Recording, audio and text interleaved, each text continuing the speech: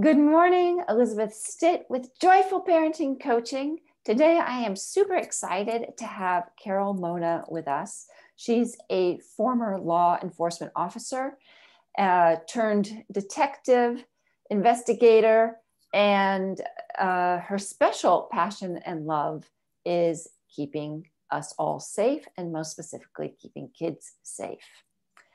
She's going to talk to us today about her 5 pillars of safety. And I have heard them before, and I really love her approach. So hang tight and stick with us here because I think that you're going to get a lot out of this. Carol, thanks for being here today. Thank you, Elizabeth, and thank you for having me on. I'm super excited to share this with your tribe. So thanks for having me. Yeah. So let's jump right in. My passion, as you said, is personal safety, and especially to middle schoolers. In middle schoolers, it's so important because that age, they're still absorbing the information, and they're not to the age yet where they know everything, like my 15-year-old. So it's a really important age. So as a parent, do you worry if your child knows what to do if they encounter a dangerous situation, whether online or offline? Or are you worried that your child is hanging around with the wrong group? Or are you concerned that your child might be being manipulated by friends or online friends? All of these are huge concerns. Yes. So I help parents. I help parents and middle schoolers and early teens achieve a high level of self-confidence and empowerment. So they make those safer decisions and they know what to do if they need to act. That's what I do. So I just want to say that if you're the parent of a younger child, this is still really good information, not only, of course, for your own safety, but for you to be thinking about how to start giving your kids these experiences and to raise their awareness. Absolutely. So we have to understand it as the parent before we can implement it to the kids. So it's really important. So my methodology is that I use my 5 pillars for personal safety that we'll talk about in just a second, along with my 26 years in law enforcement, my time as a private investigator. That's what I do now as well. And my martial arts training. And what I do, I've put this all into an online personal safety course that we'll talk about later on. Yes, please. So my 5 pillars for personal safety. So the first pillar is communication. It's incredibly important how we communicate with ourselves and our children and the world around us. So besides our words are just a very small portion. Our body language, our tone with how we communicate are even more important than the words that we speak. So bad guys pick people because they know they can overtake them. They know that they can win on the people that they choose. So when we have good communication skills, we're able to verbalize. We don't just stay quiet. We're more likely to not become a victim. So communication is number 1. So on communication, I would encourage parents to develop those really good communication skills with their children, even at a very young age. Reading, singing, developing, expressing your own emotions, and have your children be able to articulate a wide range of emotions with your kids. I absolutely love that you bring that up. It's so essential for kids to know how they're feeling and to be in touch with their own selves and the connection between their mind and their body and their emotions, so that they can be aware and more alert, and so that they can say really boldly, I don't like that, or stop that. Exactly. Get away from me, but with some like real presence and conviction. And that's something that we can train our 3, 4, 5-year-olds and on up. That's right. To have a voice, which leads me into the second pillar, which is self-confidence. So our level of self-confidence, the higher self-confidence we have, the less likely we are to become a victim. We hold our head high, we look confident. The bad guys are not as sure they're going to be able to overtake us. And I know this because crooks have told me this. Bad guys have told me this. In my days, I've interviewed a lot of bad guys, and they tell me, you know what? I knew I could take them. I knew they didn't have self-confidence. So self-confidence, the level. So how do we raise our children's level of self-confidence? We can help them, again, going back to the emotions, have them verbalize the emotions. We can have them set goals, make those goals reasonable, measurable, attainable goals. You can do this at all ages, whether it's elementary, middle school, high school, all ages. You can set goals for your children, because when they achieve goals, they feel good about themselves. And when they feel good about themselves, their self-confidence goes higher. So in addition to volunteering makes us feel good about ourselves too. So these are some other ways to build self-confidence. So I like to share my 4 A's at this point. Parents can, the 4 A's are really important, what our kids need desperately, and that we all really need as human beings. And that's attention, affection, appreciation, and acceptance. Acceptance for being who they are. So incredibly important. So these are all ways we can help our children raise their level of self-confidence. I love that list. I love that list. And, you know, one of the things I think about self-confidence is people want me. People want me to be here. They want me to show up in the world. And how do I feel that? I feel that because people have been giving me affection. They've been giving me attention. They've been giving me acceptance. I just forgot 4. Appreciation. They appreciate you. And they appreciate me, right? So that, you know, I expect to be treated well when I go somewhere because my parents have shown me those 4 things. And when I expect to be treated well, that shows up. And so going back to your point of right? Somebody who's going to attack you is. Yes. And you have a sense of belonging, which is also very important for confidence. So yeah, so you're getting all 4 from your tribe. So that's wonderful. That's wonderful. And the 3rd pillar is intuition. So our intuition is, you know, it's that gut feeling. It's that 6th sense. It's the unexplained thing that we're born with. So really quick example, I was in one of our local markets here, and I was watching a gentleman. I don't know if I should call him a gentleman, but I saw him watching this gal who was wearing a really short skirt. So he was just watching him. I was watching him. Her, you were watching him. We're all watching. And I've never really watched a predator in progress. So he picks up one of the frozen items, because we're in the frozen aisle, and he bends down on one knee. He's pretending like he's looking at the frozen item, and he turns his head trying to look up the skirt of this young lady. And I said, really? And he's so focused on her. Yes. He didn't even hear me. And I got a little closer and I said something and he didn't hear me. So I tapped him on the shoulder. I said, really? So he just got up, put the food back, and he ran out the store.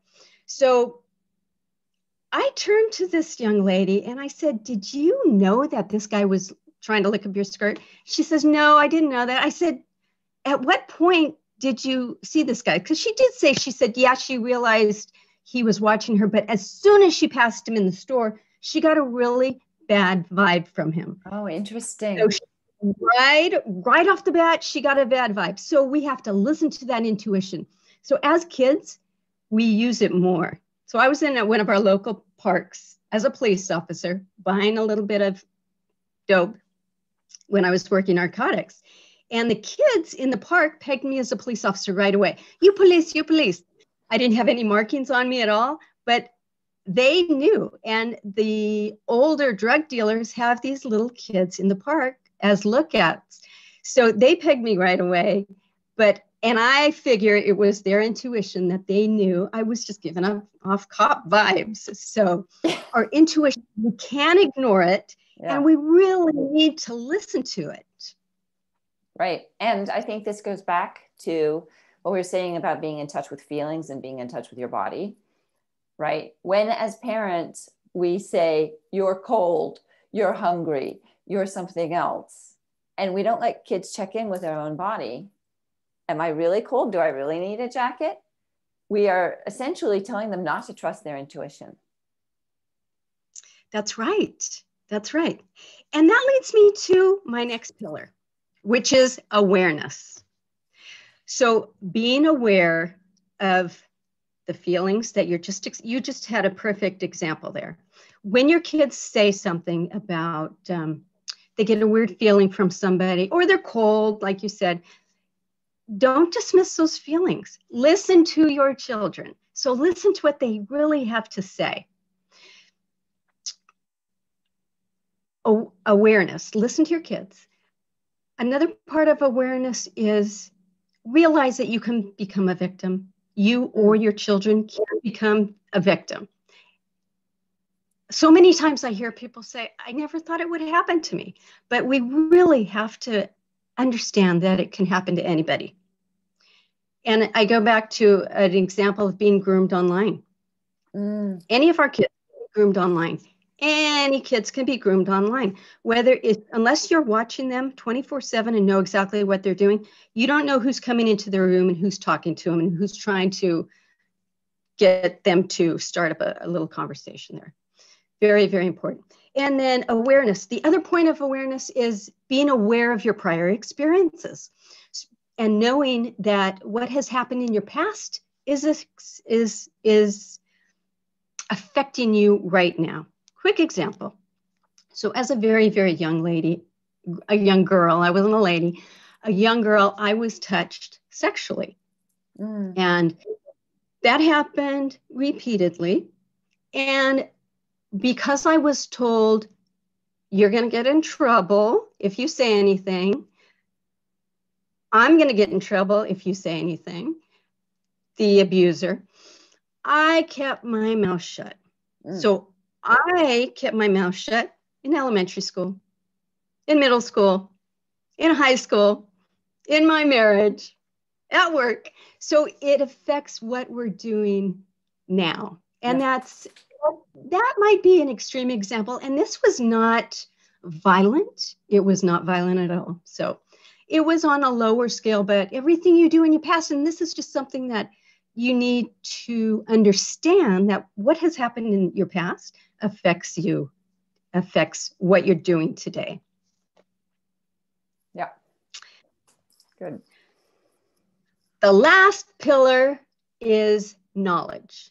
Knowledge of criminal tactics and knowledge of what's going on around you in your neighborhood, in your city, just knowing criminal tactics. And there's a fine line. We don't want to make our kids paranoid of what's going on, but we need to make sure that they are aware of how criminals operate. So if you know that criminals want to get close to you, first of all, that's really important. So they use ruses such as, do you have the time? So your little feeler, your little sense should go up. If someone approaches you saying, do you have the time? You know what? Yeah, I'll tell you, just back off. Just back up. So knowing criminal tactics, really quick example. A lady was jogging in her car, and this is not a middle schooler, but an older lady, not older, but 20s. She was jogging with her dog, and she had headphones on, and a gentleman in a van said, waved her over. Hey, I'm looking for my dog, and shows a picture. And he says, can you come over to the other side and I'll show you more pictures? And she's like, sure. She wants to be helpful. So she comes to the other side, and sure enough, the fight's on. He's trying to shove her into the van. So if our kids know, be on high alert with vans, be on high alert, you know what? They've been using that ruse. Will you help me find my pet? For years and years. When I started law enforcement, they were using that ruse. They're still using that ruse. So knowledge is my fifth pillar. It's your fifth pillar. Yeah. It makes a lot of sense. And it just really practical teams. I know you have a Facebook book group. I've enjoyed seeing your tips in the Facebook group.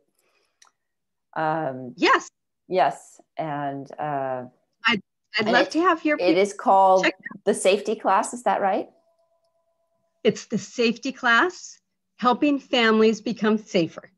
Great. Yes. So come on over, join my group. It is a private group. So you have to request, but I'd love to have anyone that wants in. Yeah. So, yeah. So I have taken, in addition to these 5 pillars, what I believe is the most important I've learned in my law enforcement career, working as a private investigator in my martial arts experience, and created an online personal safety course for middle school age children, where I personally guarantee that in 5 weeks or less, they will have a higher level of self-confidence and empowerment, so they do make those safer decisions, and they're able to act and defend themselves if they have to. So this is an online course. I personally get involved if people have questions or they get stuck. It's a really easy program, but I release one module, or I encourage students to watch one module a week. So it's a 5-week program, because at the end of each module, I teach a couple hands-on personal safety, self-defense techniques. So really want people to learn those techniques. So at the end of the course, you have about 20 self-defense techniques. So right now I challenge your tribe to, their first challenge is to memorize the first 8 personal safety moves. And what that is memorizing the striking points that I teach: eyes, ears, mouth, and nose, throat, groin, knees, and toes. So my challenge to you guys is to memorize those 8 striking points in under 3 seconds. Eyes, ears, mouth, and nose, throat. I know it was toes. Groin. The last one was toes, groin, and knee. Knees and toes. Yeah. Yes, so I made it rhyming so it's easier to remember. So that's my first challenge. So what I want to do for your tribe, Elizabeth, is to offer the first 5 people that send me an email that they are interested in this program. I want to give it away to them for free. And it's normally $297 for the course. So I will throw that out to your tribe and give that to 5 of your members. Well, that's a fabulous, fabulous offer, and I really appreciate it. I know that this is just one of those parenting areas that if we can check off that we've got an approach for, that we have it covered in a way. And I love the sound of the class and the fact that it is available. That means they can rewatch it, and parents could watch it and then have their kids watch it, and then it becomes a topic for conversation. Right. Absolutely. Yeah. Absolutely. It's great. Well, Carol, thank you so much. I will make sure that all the links are posted wherever this video is posted. And I really appreciate it. We should say that it's December 2020 right now. And how long is the offer good for? The first 5 people. First 5 people. So if you're seeing it, act now, and hopefully you're one of the first 5. Yeah. Thanks so much. Thank you, Elizabeth. Okay. Bye.